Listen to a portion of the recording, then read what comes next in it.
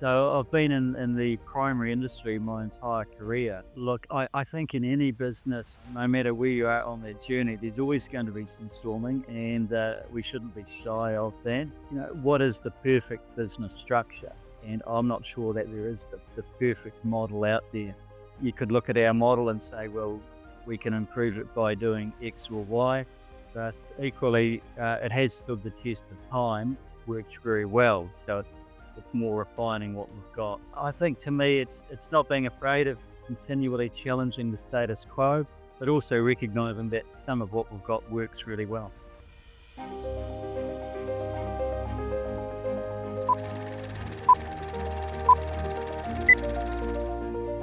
Hey James, thanks for joining us. We have James Allen on the podcast today. He is the CEO of Ag First, and he has been there for the last 22 years. And I'm really interested to hear, James, about your journey and kind of learn more really about the agriculture sector and kind of some of the things that you've been working on. We had a really interesting conversation prior about kind of your career, wealth, and kind of how you've been helping ultimately people in the agricultural industry and the farming kind of sector build their careers through your various services. So it's going to be pretty cool. Excited to hear kind of some of the challenges you've had. So if I've missed anything, feel free to introduce yourself. But yeah. Hey, thanks, Charlie. Look, a pleasure to be here. Look forward to the conversation. So, yeah, look, as you said, James Allen's my name, running Ag First as CE. So I've been in the primary industry my entire career, and I suppose I thought I'd always do a bit of consultancy work and then go farming.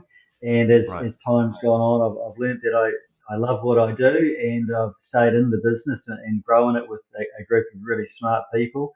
And Ag First has been in business 30 years now, and there's not much that we don't touch upon in the primary sector. And a lot of that does go around growing people's businesses, wealth creation, around a set of values that goes with that too. So really keen to dive into some of that. So that's really cool. So the business has been going 30 years, but you've been there 22. So 22s, right? So what did the business look like when you joined? Like, how did that kind of come about? Sure. So I worked for another firm, agricultural advisory firm, for a few years, and they went through a phase of restructuring. And you said you can start selling product for us, or you can leave. So I said, well, it's time for me to leave and start my own business. And then I looked around, and Ag First had just begun it was formative stages, I suppose. And in the Waikato region, there wasn't a branch as such. So, with a business partner, John and I started the Waikato section of Ag First and got that going. So, Ag First, you'd loosely describe it like a franchise, but it's not a true franchise. But there's 12 regional offices around the country. They're fairly autonomous in their day-to-day function. But as my experience has grown and the group has grown, there's been a much greater need to get more coordination of what we're doing to work on larger opportunities. So in the last couple of years, my role has shifted from being managing director of the Waikato branch as such to doing that as well as running a CE role for the wider group. Oh, nice. And that CE role came out of basically just a need of the overall group to be more coordinated and kind of scale. Is that how that happened? Yeah, like any group of businesses, there's a number of functions that you do on a day-to-day basis, whether it's your CRM system, your internal systems, your marketing, your website, your group purchasing. Uh, the more you can coordinate some of that, the more streamlined it becomes, and of course, it comes with a bit of purchasing power as well. But I think that the bigger prize in pulling everyone together is better sharing of our team's skill sets across the Right. group, and also recognizing our capability and working probably a little bit bigger and broader than we have done in the past. So in short, our role is to lead a smarter, sustainable, high-performing primary sector, and we've got Mm. a pretty smart group of people to do that. And so, Hmm. by working in a CE function, it's working out who's got what skills and how do we apply it better to meet the needs of our clients better, really. Totally. And like, do you have, or did you have a moment? Was it the moment that you joined Ag First that you started thinking about wealth and kind of building kind of, I guess, equity for yourself through the business, or did it come prior?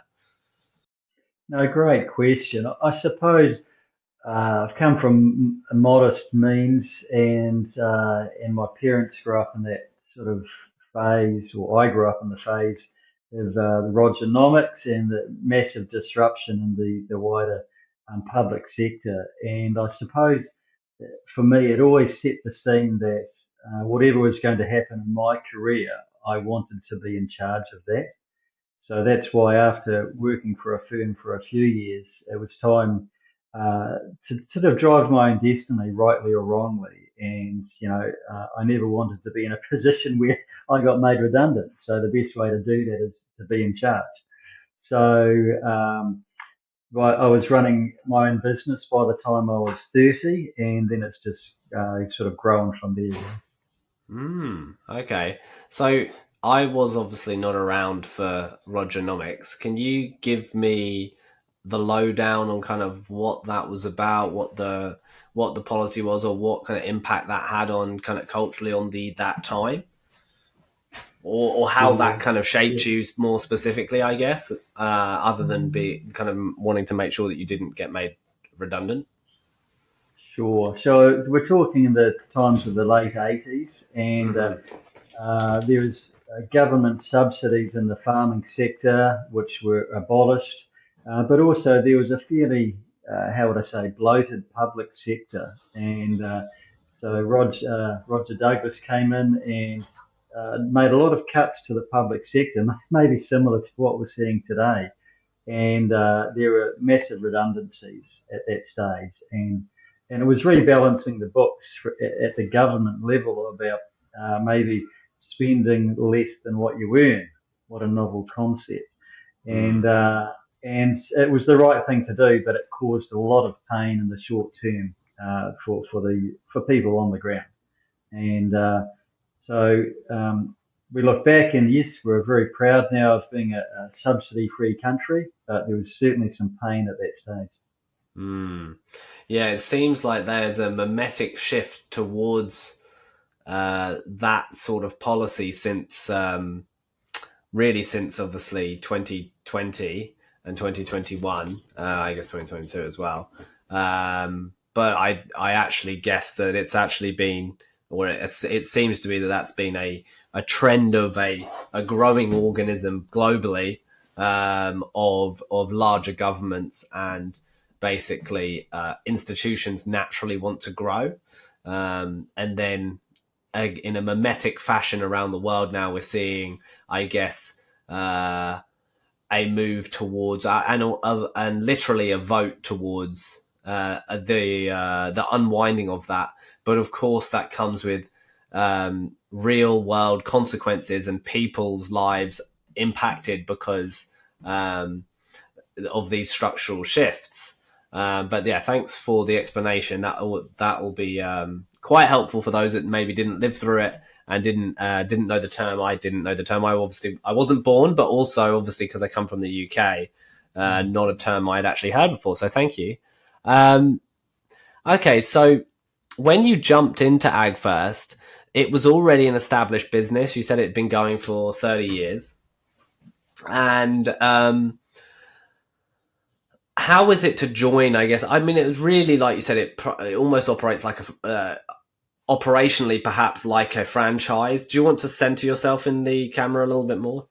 Okay, so you joined essentially a franchise business in a sense. Like obviously you mentioned that it's not strictly a franchise, but I guess a lot of the dynamics and how the different regions worked it was kind of a franchise, at least in how it likely operated.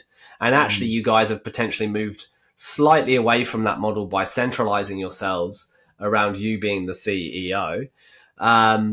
But how was it joining an already established kind of membrane and ecosystem and trying to at the same time build your own business and kind of, I guess, create your own path? Yeah, look, that's a great question, Charlie. We could have developed our own little business, consultancy business, and started on our own journey and started up our own branding. But I suppose what appealed to me by joining an existing structure was the benefit of having that scale and that network of people to talk to share ideas with. And that's invaluable in any professional job or any career, really. Having someone to turn to and discuss when times get tough, whether that's in a business management sense or a technical advice question, having that network is invaluable. So I think that was one of the key attractions. And the other one was simply the benefit of a national brand and how we can leverage off that. So that's what it attracted to me. Oh, nice. Okay, cool. Yeah. And were there, we call it in our business, we talk about it a bit. Was there some, was there some storming that happened when you were trying to work to get, like when you're working out how to make it work, or because of the nature of the business and the work itself in kind of consulting, you kind of on a day-to-day basis are playing in your own play pits?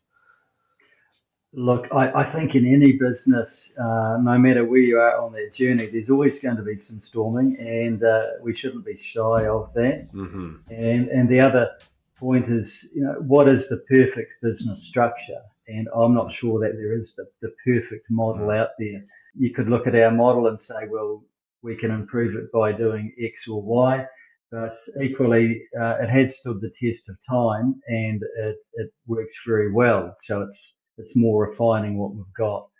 So I think to me, it's not being afraid of continually challenging the status quo, but also recognizing that some of what we've got works really well. That's cool.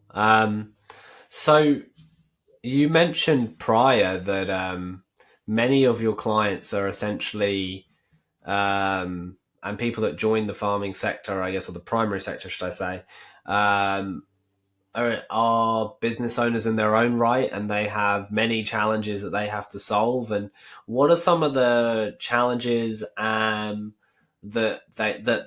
these individuals face on their journey, and how do you see some of the kind of best cases kind of succeed? What are the kind of habits and such?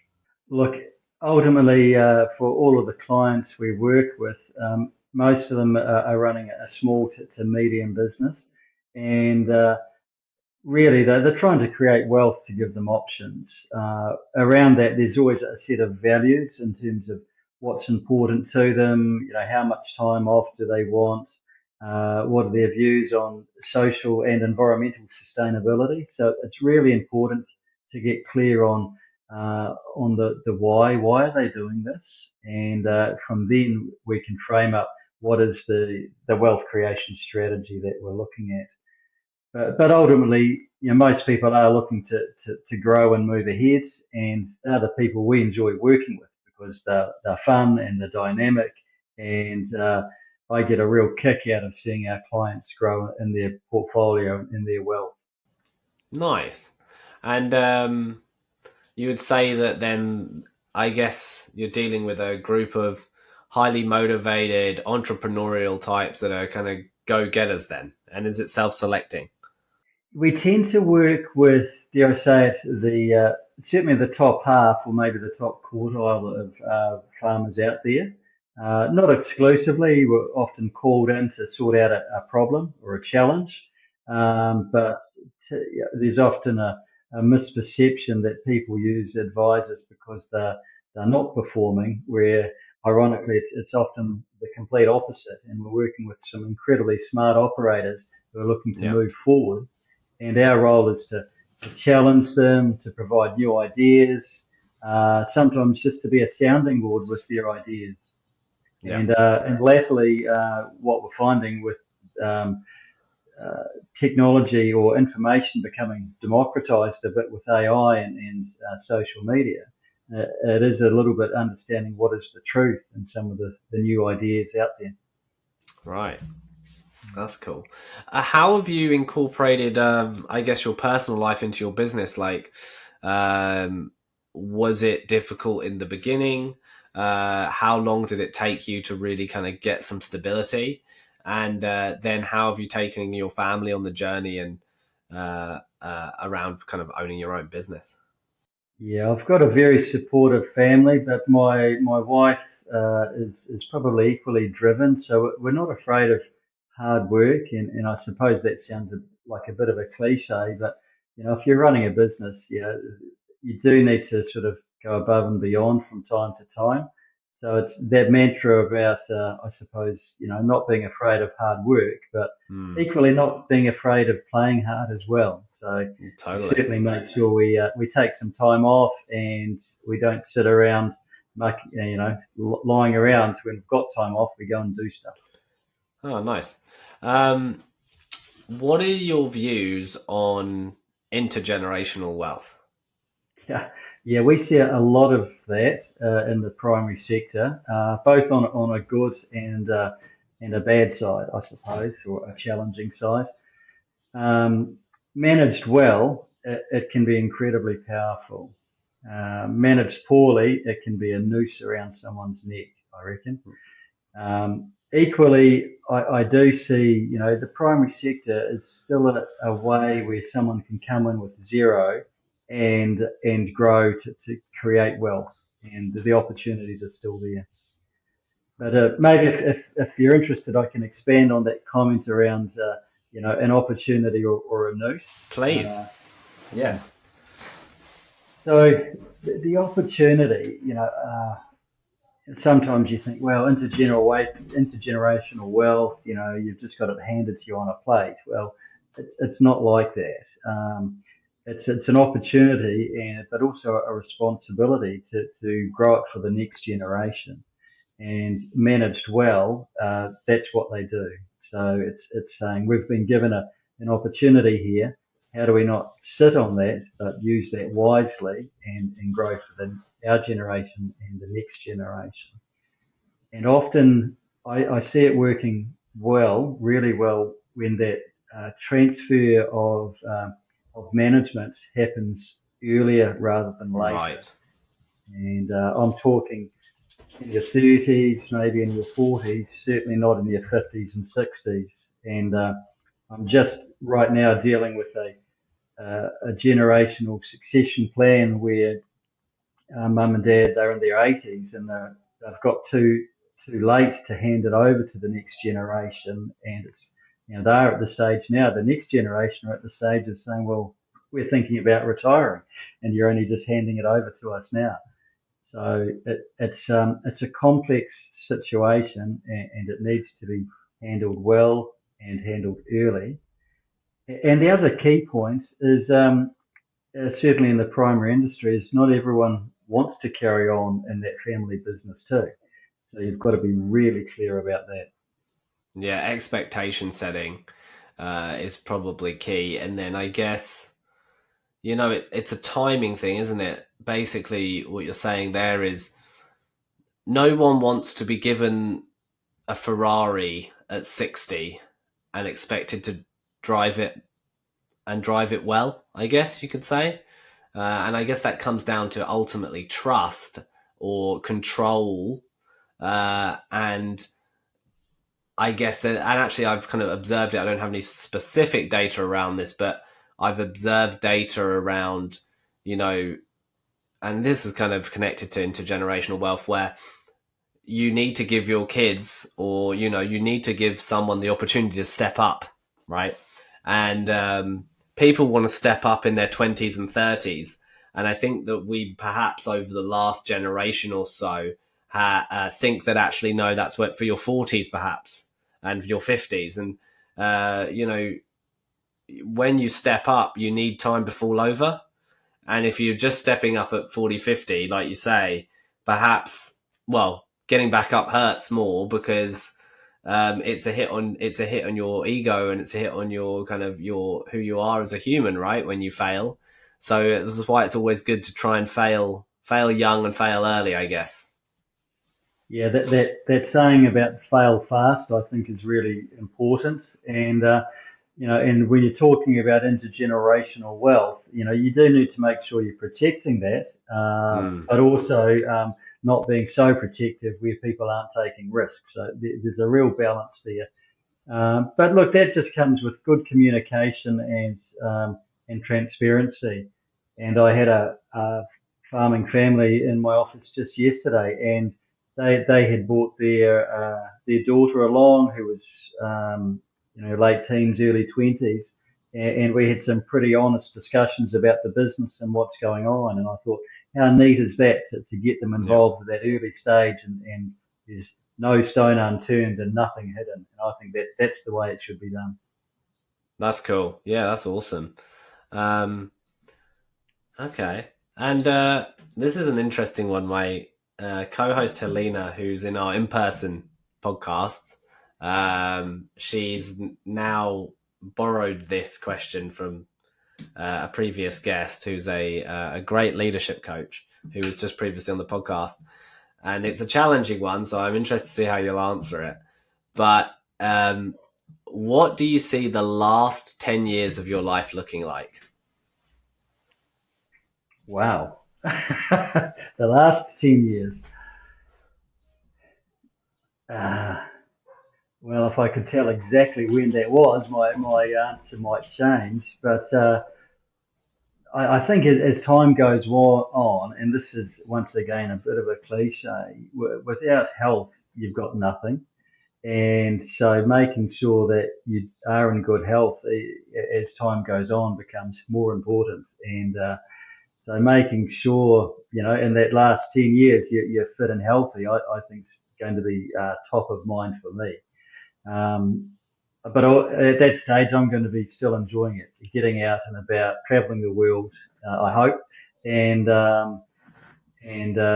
sort of continually mentally challenged, I suppose. And that's the Mhm. type of work we do. It's all about really a mental stimulation and a challenge, and you can carry on doing that as long as you want.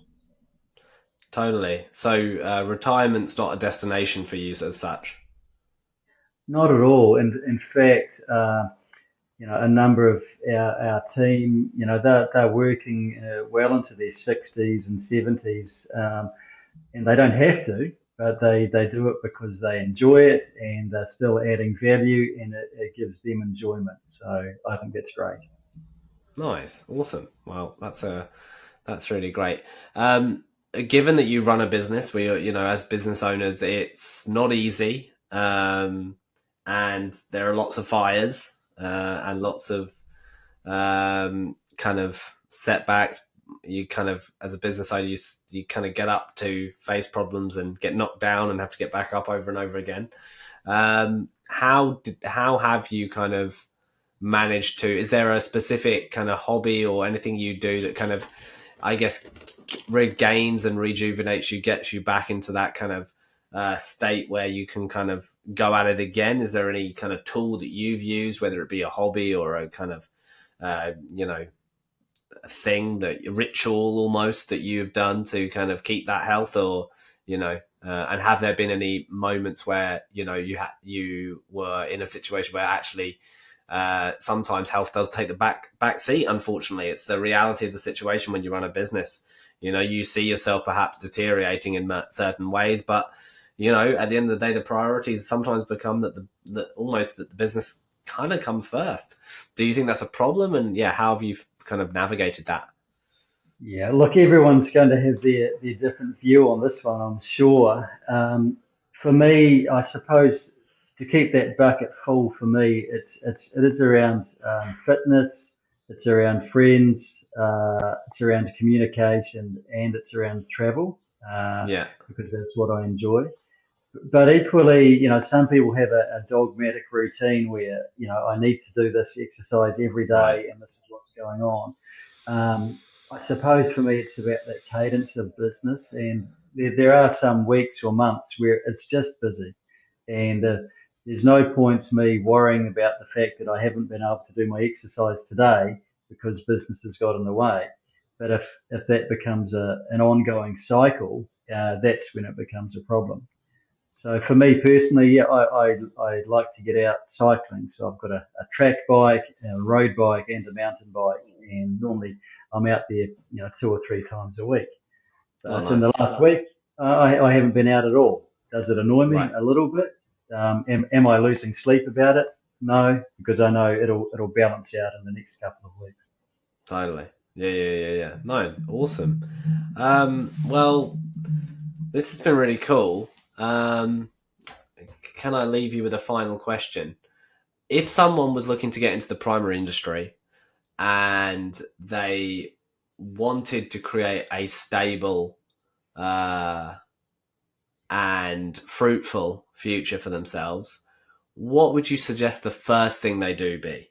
And they might just be thinking about it, so it might be preparation stuff. But what would you say? What would your advice be for someone that wants to get into the primary sector and they have ambitions of creating genuine freedom for themselves? What are some of the things they should look at and what look out for, and what's the first thing they should kind of consider doing? Oh, naturally, I'll say they should come and give us a call. But it's really honestly around getting some good uh, advice of people who understand the industry. It's one of those places where you can create some really good wealth, but equally, I've seen people work really hard and not create any wealth.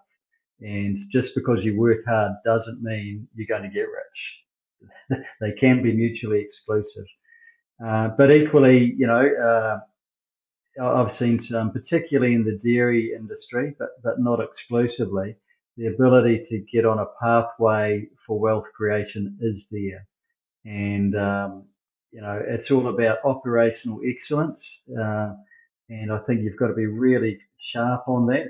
And you can't just go farming because it's all about the lifestyle. It's about, how are we going to make this work? And the mantra I've got, Charlie, is farming sucks if you're going to be average. So how do you get in the top quartile? That's where you need to aim.